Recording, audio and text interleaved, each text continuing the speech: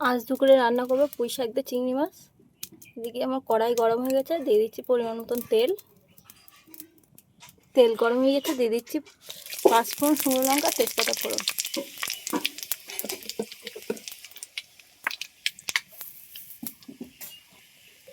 এর মধ্যে দিয়ে দিচ্ছি পেঁয়াজ আর কাঁচা লঙ্কা।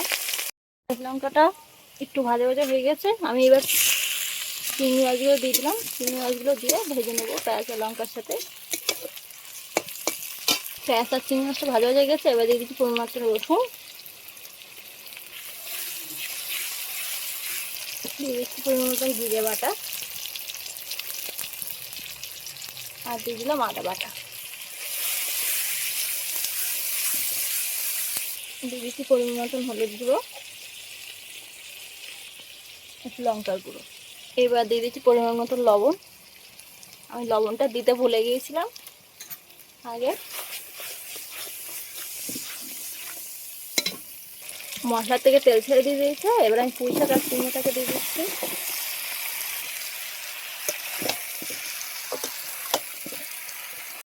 এর মধ্যে দিয়ে দিচ্ছি পরিমাণ মতন চিনি।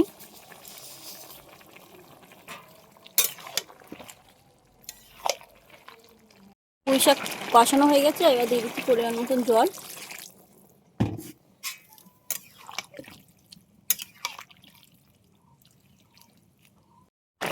আমার পুঁই শাক রান্না হয়ে গেছে, লাস্টে একটু সামান্য গরম মশলা ছিটিয়ে দিচ্ছি, একদমই অল্প দিয়েছি।